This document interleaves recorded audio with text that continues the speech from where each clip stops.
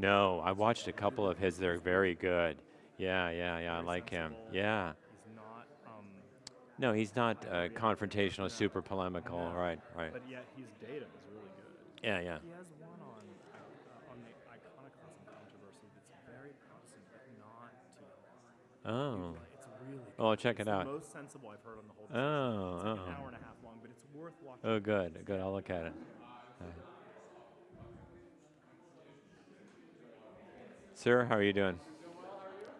You doing? You've done some traveling and you're doing some more. I'm not doing too much more, but yeah, I just got back Okay. from Waco. How did that went? Okay. Yeah, it was good. You know, some of the talks were good and some were not good, but that's how it goes. A mixed bag. I wanted, if I could have your attention, I just wanted to make a few announcements before we begin with our time. And the few announcements have to do with the literature that we've given you today. I'll say that there are three things that you need, and a fourth one, which if you're interested in being confirmed, you need. But we don't have enough for everybody right now. But if you're interested in being confirmed, please pick this up. It's in the front. This is an out of public, excuse me, it's out of, what's the Print. word? Out of print. Print book, written by John Stott on confirmation. So here it is. After our time, please pick that up. In addition, you should have an outline for today. You should have a yellow, this is the 1662 catechism that was given to children, but also adults, in preparation for confirmation, which highlights three areas that we'll be diving into more readily as the class rolls on.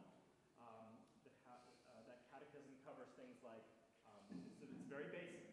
It's the creed, the Lord's Prayer, and the Ten Commandments, and some things about the sacraments. But it's a very succinct way of understanding what Anglicans mean by certain terminology and things that ought to be well known as you consider confirmation. The other thing, of course, is the confirmation service itself. I handed it out last week, but I figured that it wouldn't hurt to hand it out again. Now, the bishop is coming. I'm sorry about my many mistakes in my emails to you with the date of the bishop's coming. He is coming. April, not August, 19th, not April 75th or whatever I said was the date written there. April 19th at both services.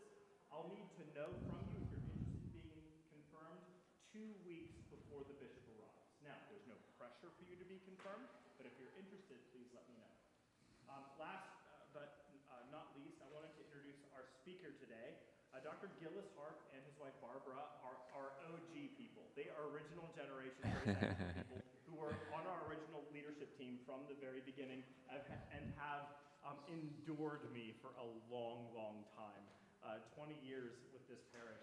And Dr. Harp is recently retired professor of history at Grove City College. I simply want to let you know, though, that not just is he an expert in many things historical, he also is an expert on all things Anglican, related to Anglican history, Anglican theology, and Anglican liturgy. So if you're interested in learning about any of those topics in a deeper way, he's actually the guy to talk to. So please speak to him. And if you're interested in New Testament theology, Barbara has a degree in that. And so you can learn a lot about New Testament. You study Venti, right? Yeah. So anyway, we have fancy people here. You're going to learn fancy things today that will help you understand our tradition more. Let me pray for you and for Gillis, and then we'll begin our time together. Lord, thank you for the gorgeousness of this day. Thank you that you shout your glory and your wisdom in creation and how things are made. And you do even more for us in the work of redemption, where you make all things new in Christ. We pray, Lord, that as we consider these themes related to confirmation, and particularly the history of this particular church, we pray that we would be illumined and helped. In Jesus' name, amen. Amen. Thank you, Ethan, and thanks to everyone for coming out on this nice, beautiful day. You could be outside enjoying yourself. Let me just highlight a few things. Could you pick up, did everyone get 2 pieces of paper, 2 handouts? One is it's called Turning Points in Anglican Church History. That's my outline that I'm going to be working from. I figured I could do all of this material if I talked extremely fast. No, I can't do that. So let's just say this is an aspiration. We're hoping to do some of this. We're not going to finish it. We probably will not get to the end. And I don't want to discourage questions. So if we don't finish it, no big deal. If we get only maybe to the 19th century, hey, the rest is journalism. You know, it's real history is old stuff. So that's one thing I want to emphasize. So that's the outline I'll be working from. Then flip that over, and you see on the other side, this is a reading list. I've read this all for class next time. No, I'm just kidding. Don't ever joke about stuff like that. It's not funny. We're not asking you to read all this. There's just some recommendations if you want to pursue further reading. And there's some good sources on there. And I speak from some personal experience that I've checked. Not all those books are in Grove City College Library, but a lot of them are. A lot of them are. So if you're interested in that. And then the other thing, which is really intimidating, the other handout, the second page, is Anglican History, a timeline. And this incorporates more of the history of Anglicanism in North America, especially in the United States, or what becomes the United States. So we're not going to be talking very much about that today. That goes into great detail. Just it's more of just a frame of reference for you, a reference source for you. Today we're going to be speaking mostly about the Christianity in England and the Church of England. And we're talking about Anglicanism, so our focus is going to be mostly on the British Isles. So that's kind of what we're doing here. And then, as I said, what I'd like to do, because I can't go into great detail, I'd like to just sort of highlight what's a helpful way to think about the history of Christianity in England and the history of the Church of England.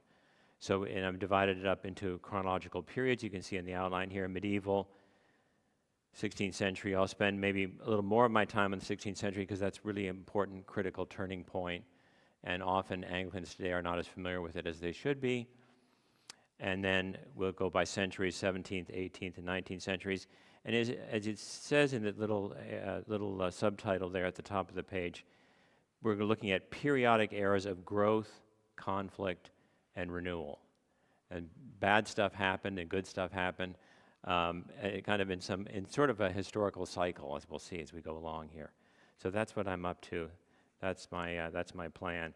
Oh, I'm hoping to, if you have kind of a urgent sort of factual question that you want to ask, I'm hoping to entertain those as we go from century to century here. So we'll take a little break at each time. If you have a question, maybe save it to that point. And of course, we'll entertain questions at the end if we have time. We'll see how that goes. All right.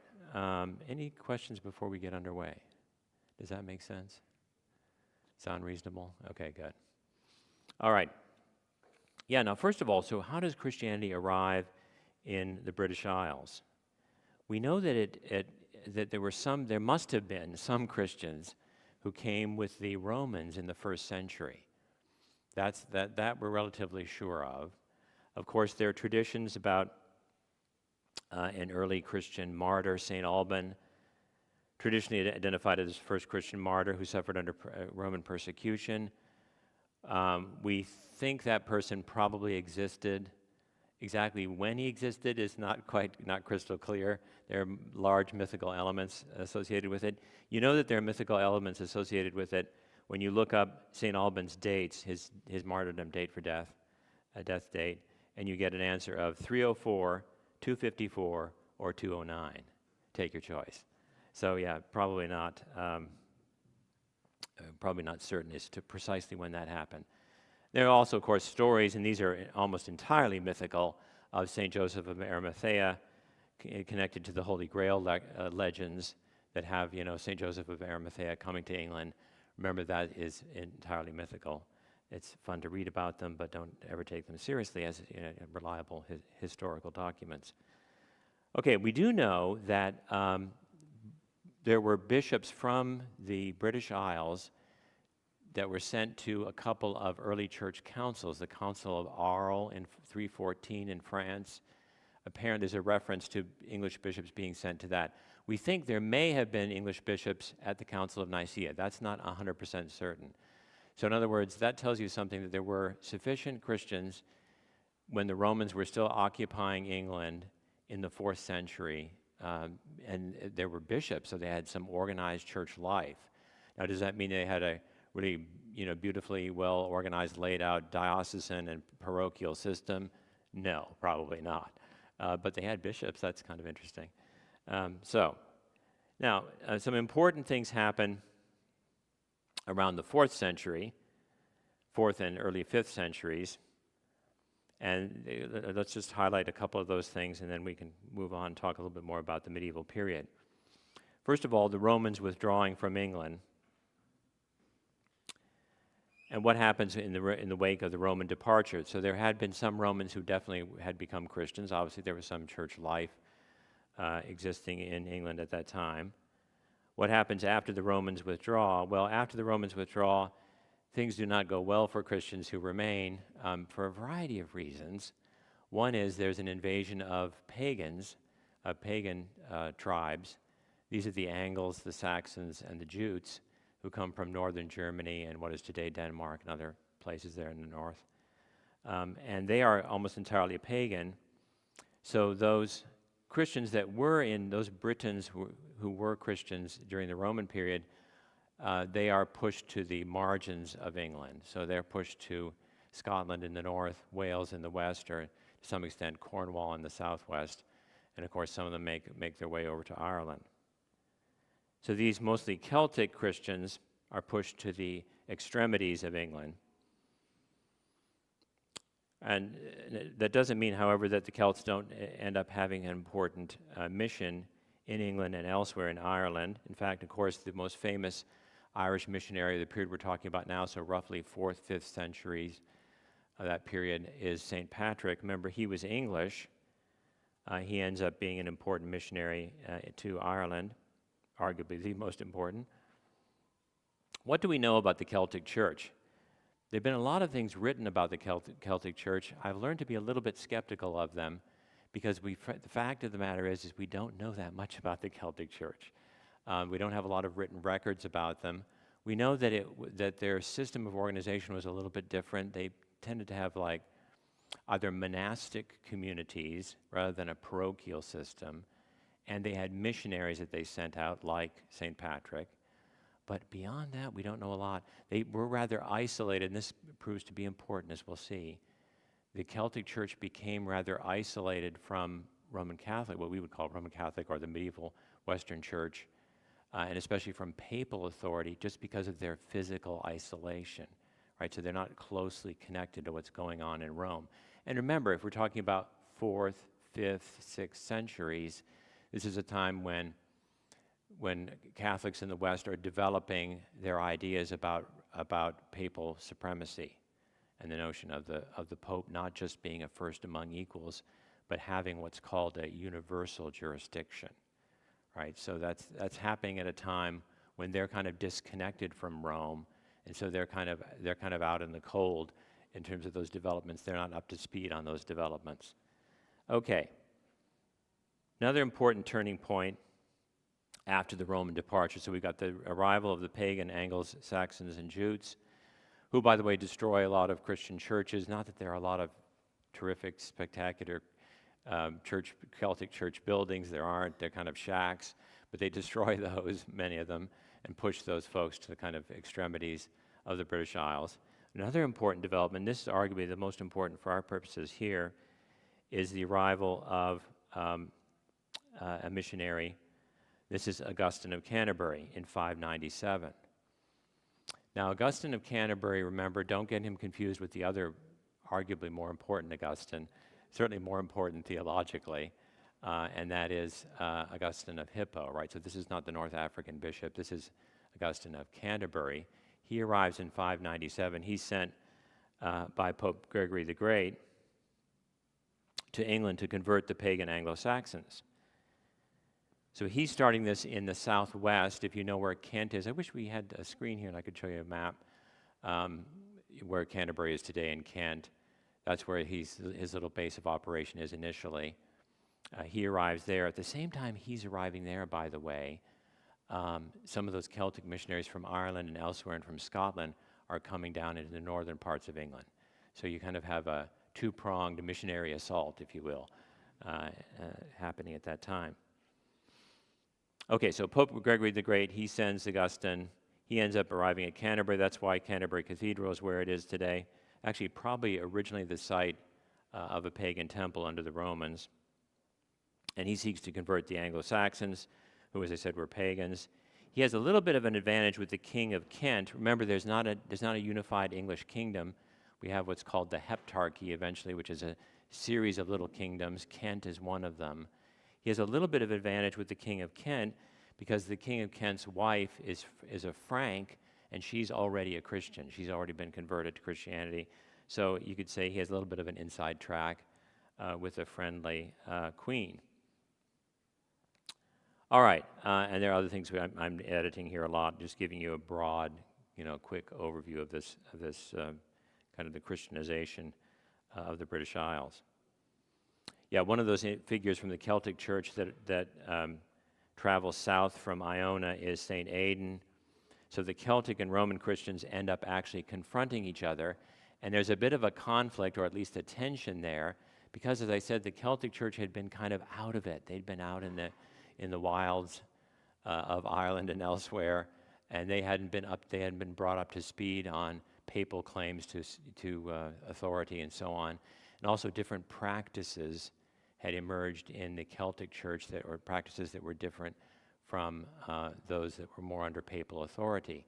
These practices may strike us today as a little bit weird or peculiar or minor. Some of them were some liturgical differences. Some of them had to do with the date on which we celebrate Easter. They celebrated Easter at a different time. And of course, the most important was your haircut. I'm making that up a little bit. It's the tonsure, how the not only monks but priests in this period would often shave their heads in a certain way, and the Celtic Church had a different tonsure from the papal church. So not an important. So today, we argue about important things in church, like the color of the carpet. In those days, it was the tonsure. It's a little bit different, but similar in some ways, I guess. Okay. So when and where are those things resolved? What ends up happening is there's kind of a debate between the two groups at the Synod of Whitby in 664. So we're talking about mid-7th century here. And the Roman clergy prevail. They end up winning the day. They end up eventually convincing the various pagan kings, most of them, or at least their descendants, they end up convincing them of the Roman way, both liturgically and in some of these other issues that I've highlighted here. Okay, I want to say a few more things about the medieval church, but any questions before we talk a little bit more about the medieval church, the later medieval church? Questions or comments? Anyone want to debate what was the correct tonsure? No one wants to do that, okay. All right, we'll move on. What can you say about the medieval church? Well, one thing I think that's helpful to keep in mind is there was a long simmering conflict between royal authority and papal authority in England. And you see that bubbling up to the surface a couple of different times. One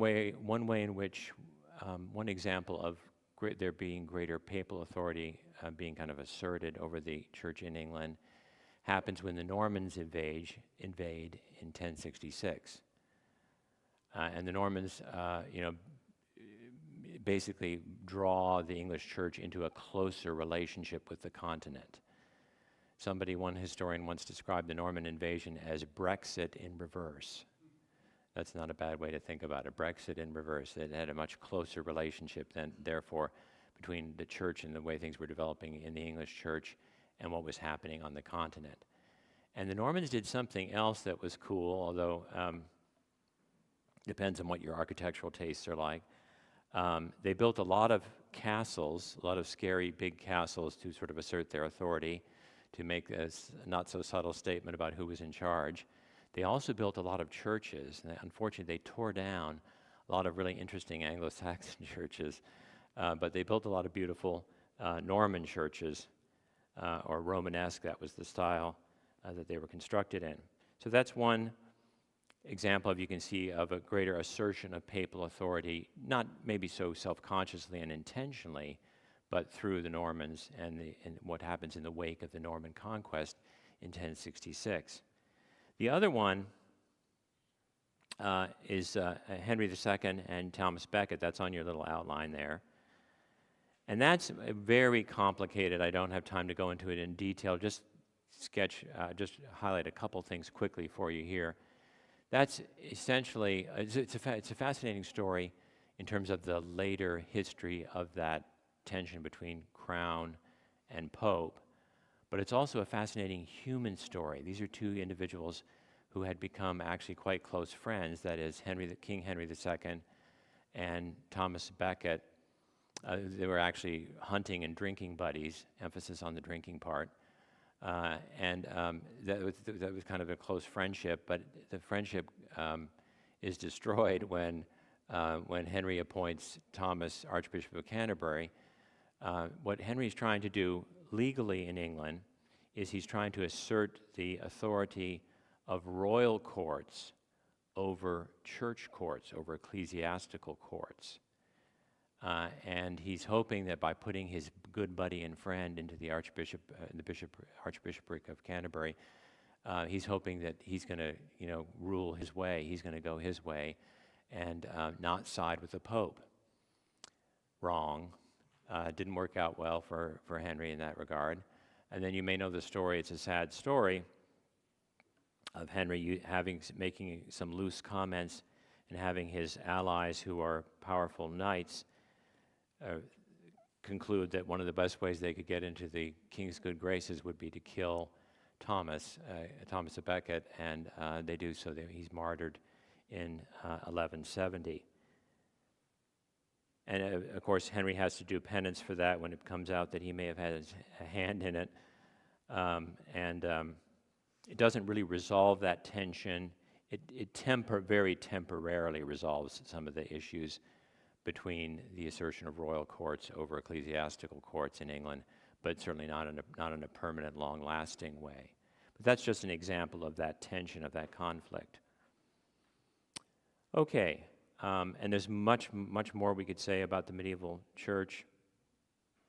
I think it's true to say two things, which may sound a little bit contradictory, kind of in tension. Two things to say about the late medieval church in England is that on the one hand, it does appear to have certainly suffered from some serious corruption, and you can see some of that.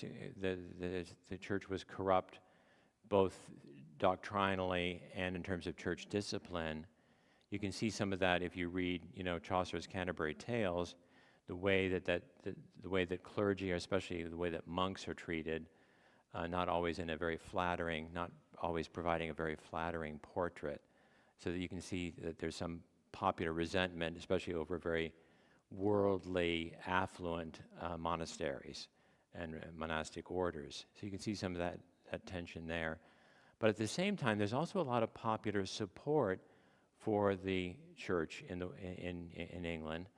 A lot of popular support, a lot of popular enthusiasm for the church calendar, for the observance of church holidays, holy days, holidays as we would call them today.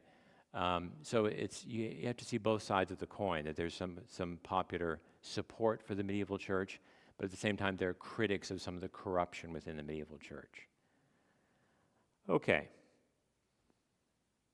Maybe I'll pause there. So if you go back to reference here, the turning points in Anglican church history outline, we're pausing in between the medieval and the 16th century. Questions, comments, anything? Yes?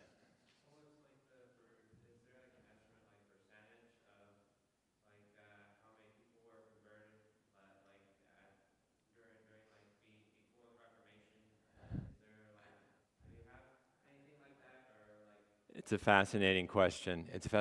Right? It's actually a question that Anglicans themselves argued about. I'll reference him a little bit later. Richard Hooker, famous Anglican theologian, very late 16th, early 17th century. That is, how should we think about the medieval church? Were those were none of those folks really authentic Christians? Did Christianity basically die out? And there's a tendency among some Protestants, I think especially sectarian Protestants in the United States, to say, oh, there were no Christians before the Reformation, or the church almost totally died out. I think that's an overstatement. We certainly don't have any really good data. We don't have any good, popular public opinion surveys from the 16th century. I wish we did. Be awfully handy. But it does tell you something about that when changes came, when the Reformation came, we'll talk about that in a minute, it does tell you something that there were folks on both sides. That there were some folks who said, hey, we kind of like things the way they were. And there were others who were very enthusiastic and said, no, the church has become corrupt. We need to change things. We need to be more fully biblical. We're not. That's a problem. So I think it's important to recognize, of course, were there lay people and clergy in the medieval period whose theology might have been a little bit wacky, but who were trusting Christ for their salvation? And the answer is yes. There were definitely folks like that. Were there others who were thoroughly corrupted by the corrupt late medieval system in the church? Certainly. But I wish we could be more precise than that. But unfortunately, the historical data doesn't allow us to be. Yeah. Were there any other countries or people groups that the Roman Church had difficulty with during this time period in the Middle Ages? Oh, you bet. Yeah, my colleague Mark Graham at the college can tell you a lot about. What was he saying to me just the other day? We were talking about the Frankish, about the Merovingian church, and he was saying the percentage of bishops. This is bishops in the Merovingian church. So we're talking about 8th, 9th century, in what is today France, were illiterate. Were illiterate. I mean, the bishops, that's saying something. That's a significant thing to note. So that tells you something about, to what extent were people really being converted? Not that you have to be literate to be a Christian, but saying obviously that would have an influence on, and help you understand, get a better, clear picture of how many people are really converted when we talk about, the Frankish kingdom of the Merovingian kings, ultimately someone like Charlemagne. How many people were really committed Christians? Yeah. So would you say that there wasn't this kind of like unified or perfectly unified church before the Reformation for a long time? I think we have a tendency to read back into the medieval period the later unity that comes actually as a result of sort of reaction against the Reformation to some extent. There's greater discipline within the Roman Catholic Church after the Reformation. We'd have a tendency to kind of assume that in the earlier period. There was a lot of diversity. There was a lot of crazy stuff going on, simply because you couldn't, the Pope couldn't oversee everything. He couldn't be in control of everything. That's a good question. Yeah. Good. Anything else? We'll move on. Okay. Let's talk a little bit about the 16th century. Now, here's something that people will ask you if you're thinking about becoming Anglican. Why do you want to join the Anglican Church? After all, it was founded by Henry VIII.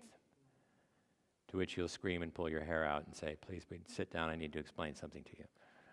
Okay, forget the screaming and pulling your hair out part, just explain to them calmly. No, Henry VIII did not found the Anglican Church. As we've seen, Christianity in England had existed for quite some time. Was Henry VIII a scoundrel? Absolutely. Definitely. We have to check that box.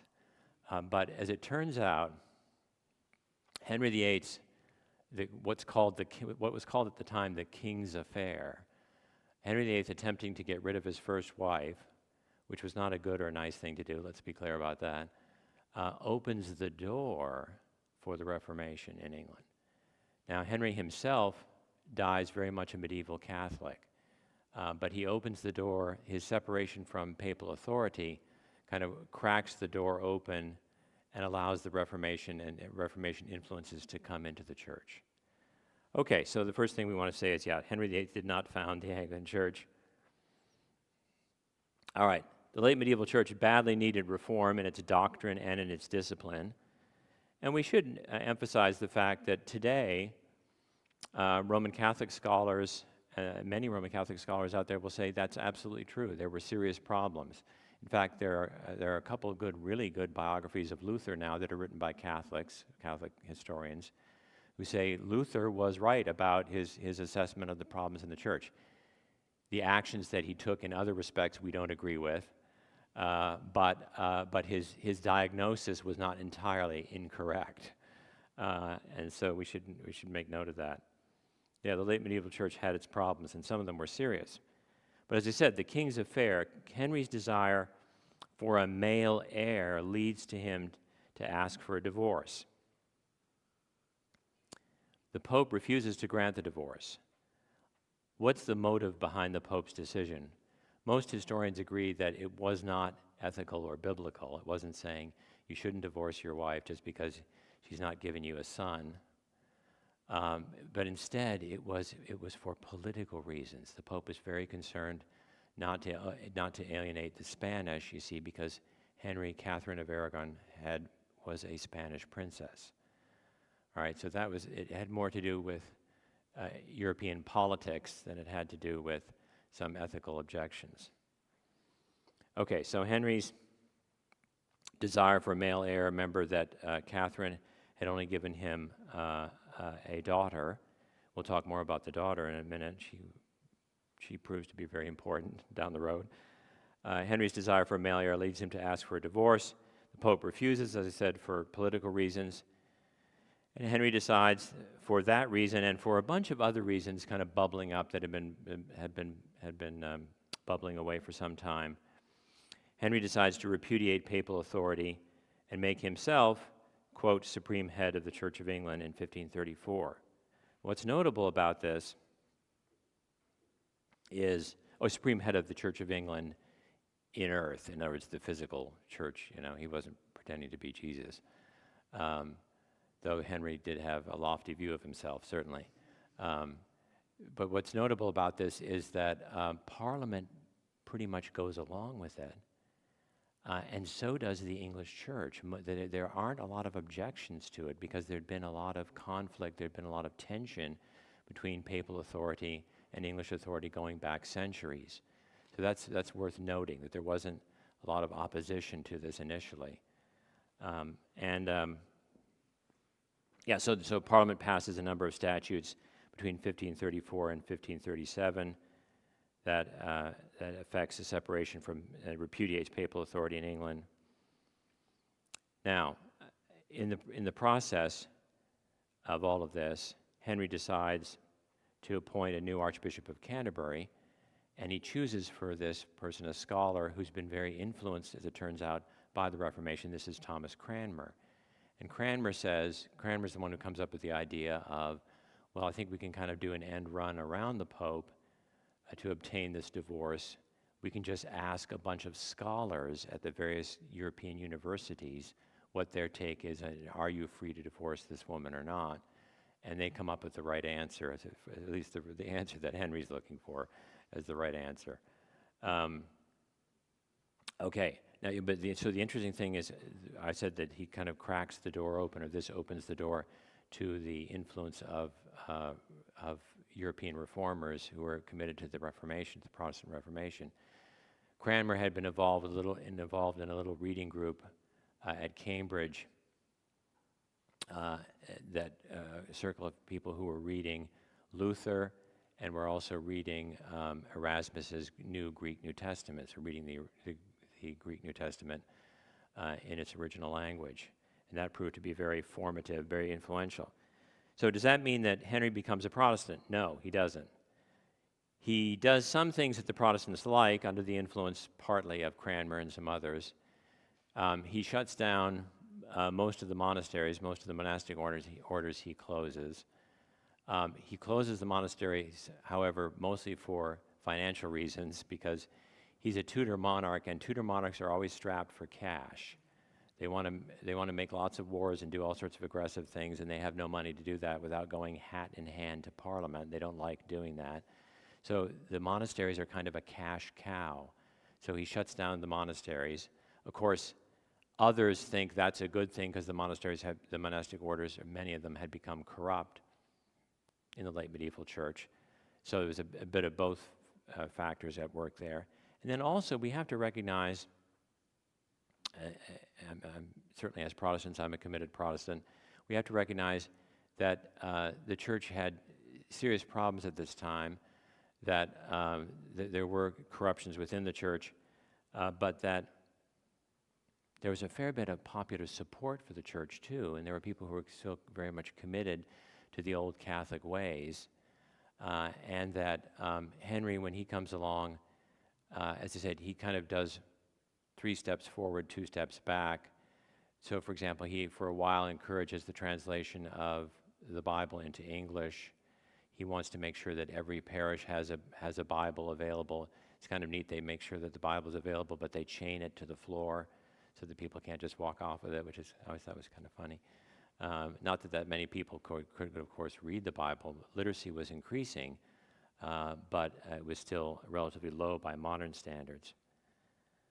Okay, so the Reformation gets a start, gets a toe in the door, so to speak, a foot in the door under Henry. By the time that Henry dies, they've had some movement in the direction of the Protestant Reformation, but Cranmer is definitely sort of chomping at the bit to push things further. But he has to wait for Henry to die in 1547. Henry does finally die, and he's succeeded by his only surviving male heir, which is the rather sickly adolescent Edward VI, who is a boy, right, who's an adolescent, but whose chaplain had basically been Cranmer, and so Edward VI is very much a committed Protestant. So that's why we see the Reformation really take off within the Church of England under Edward VI. Okay, so let's talk a little bit about what the Reformation looks like under Edward. So under Edward, the door is now wide open to a more thorough Reformation in at least 3 areas of the church's life and teaching. 1, the area of worship. 2, the area of doctrine. Obviously, these are overlapping in some important ways. And 3, the area of preaching. One thing we should note, under Henry this was true, and under Edward this was true. The Reformation in the English church the English Reformation is really a top-down affair. It really is the government telling people what to do and what not to do. It's not like there's this huge groundswell of support for it. There is some support for it, and it's growing. And we'll see it really grows under persecution, as we'll see in a few minutes under Mary. But at this early stage, it really is basically the government telling people, by the way, this is what you're going to do, and don't complain about it. And if you do complain about it, you'll be in jail. So it's definitely what you describe as a top-down affair. Okay, so in the areas of worship, doctrine, and preaching, let's look at worship first. Well, this, of course, is where we see Cranmer's genius in writing really gorgeous liturgical English. So Cranmer is very traditional, he's a Protestant, but he's a very moderate and traditionally minded conservative Protestant. And so his attitude is, okay, we need to prune the worship of the church. We don't need to throw it out in the garbage. We don't need to do what some Protestant reformers did, mostly not the magisterial reformers, but later reformers did, which is, let's throw it all out and have a blank sheet of paper. Right? He doesn't say that. Instead, he says, no, we have worship, we just need to edit it. We need to take out the bits that are unscriptural, and let's keep what's good. Which was also, you could say, to some extent, that was Luther's approach also. Though in some ways Luther was more radical, and in other ways Cranmer was more radical. But in any event, Cranmer sets his mind to reforming the worship of the Church of England, the liturgy. First of all, first thing he does, of course, is he wants to make sure it is, and the phrase is his, it is in a language understanded of the people. Right? So it has to be in English. That's an important innovation, since most folks did not understand Latin. Even many clergy did not have a good grasp of Latin. So it has to be in English, has to be in the vernacular. That's something that Luther had done in Germany with the German Mass, making sure that it was available in German. And then also, of course, he takes all the different uses, as they were called, different services. The primary one is the one associated with what's called the Sarum Rite. Sarum is associated with Salisbury Cathedral. And he takes that and he says, okay, we're going to have a standard rite for all of England. It's going to be in English. And I'm going to edit it, take out the bits that I think are unscriptural. And he produces the first Book of Common Prayer in 1549. Now, I want to say some people get a little bit confused about this. They look at the 1549 book, which is a fairly conservative revision of the earlier services, and they say, well, that's Cranmer's sort of vision right there.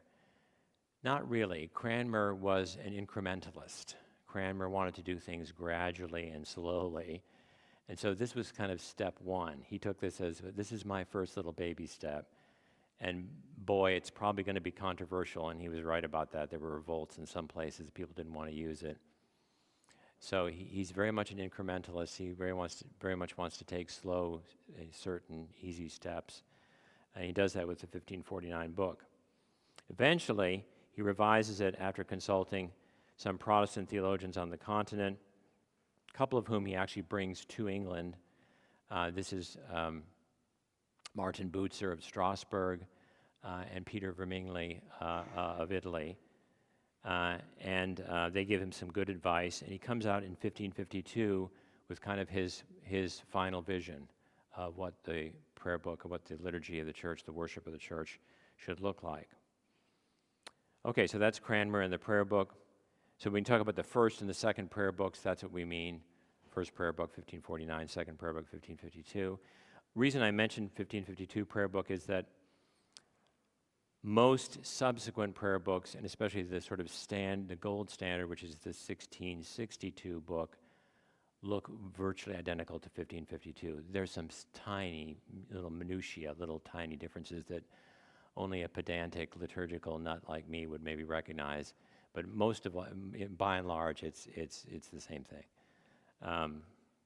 for all intents and purposes. Okay, that's number one, worship. Number two, doctrine. Cranmer and his buddies draft a confessional statement called the 42 Articles. It's later edited and becomes the 39. Unfortunately, Edward dies at a critical point before they're formally agreed to, so they're not actually passed until Elizabeth I comes along in 1558, so a little bit later. They're revised very slightly to 39. That's why we have the 39 Articles. So Book of Common Prayer, number one. Number two, 39 Articles. And number three, preaching. This is kind of, I always thought this is kind of funny, always struck me as kind of amusing. What's Cranmer's solution to the fact that not everyone, not all the clergy are on board with the Reformation? What are we going to do? How are we going to get these folks to really preach the gospel if half of them maybe don't know what the gospel really is? And so how do we do that? Well, classic English Reformation top-down approach, we're going to give them the sermons. We're going to tell them, for heaven's sake, don't write your own sermon, read this. Just read this. And so Cranmer writes what's called the First Book of Homilies, and eventually they write another, a little bit later, some other, a bishop and some other churchmen write the Second Book of Homilies.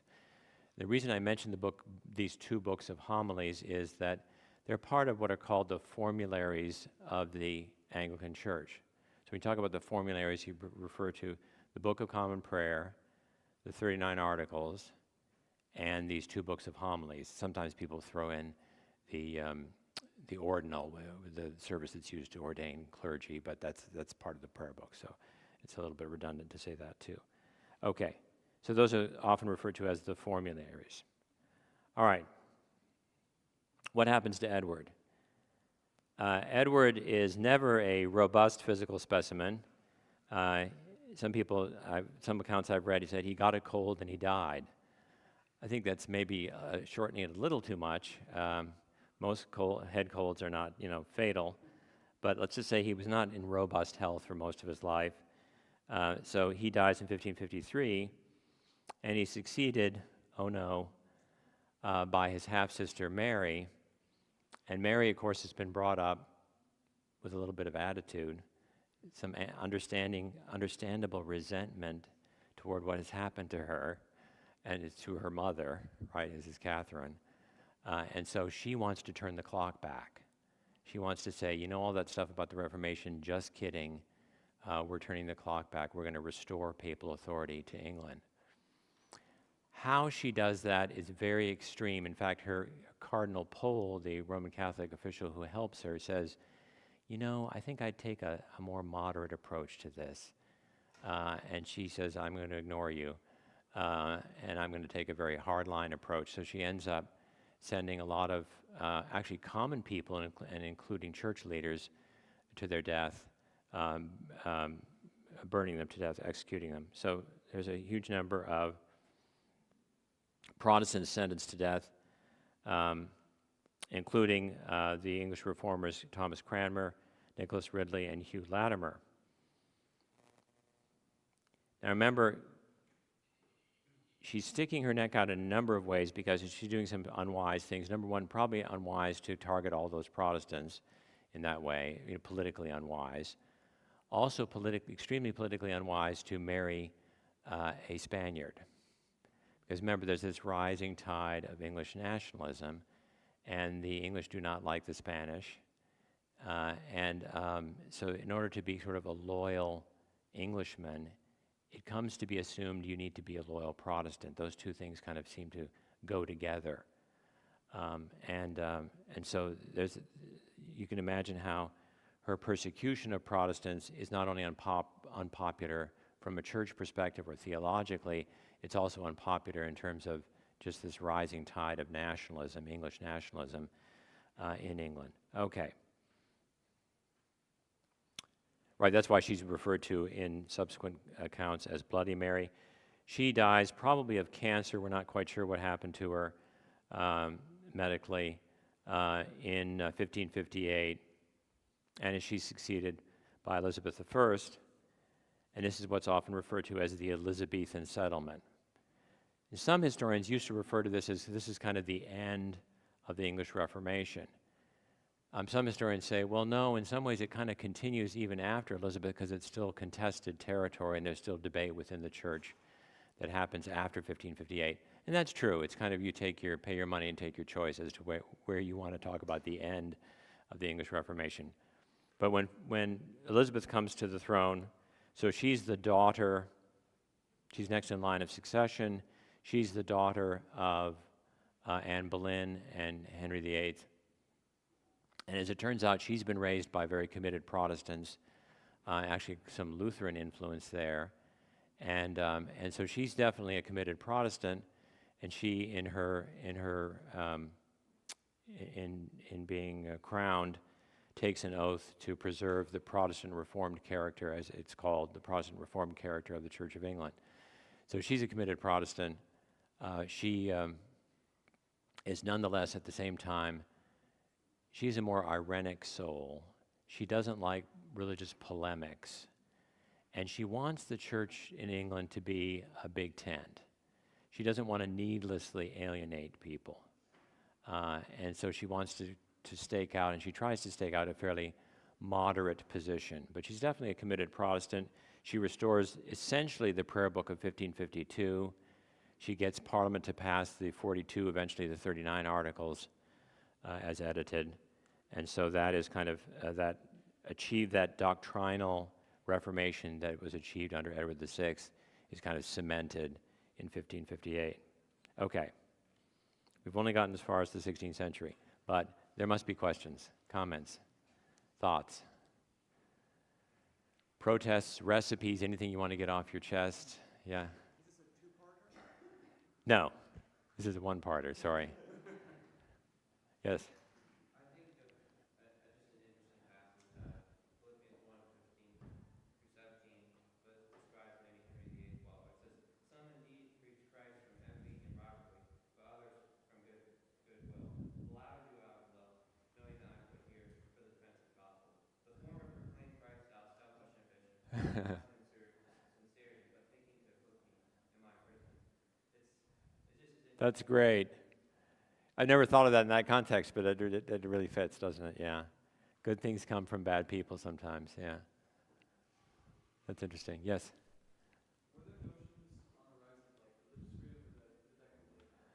Yeah, that's really more of a 17th century construct or development. And of course, there's some problems. We didn't get as far as the Restoration and talking about, so what do you do with the Protestants who don't want to be Anglicans? That's kind of a product of that. And so you see that with someone like John Locke, who comes along and says, okay, I like having an established state church, but we need to have some toleration for non-Anglican Protestants. But that's a hard-fought battle and takes a while for them to be given rights to worship and so on. Yeah. Since this isn't a two-part lecture, Yeah. do you have recommendations of where to learn The rest of the story. There used to be a radio show called that. Yes. Look on your outline, and you'll see some good recommendations there. Look on your outline and your reading list. Thank you. And also, we do have to stop now. Those of you who are going ahead with confirmation or are reasonably certain of that fact at this point, please pick up your copy of John Stott. It's right here. Thank you.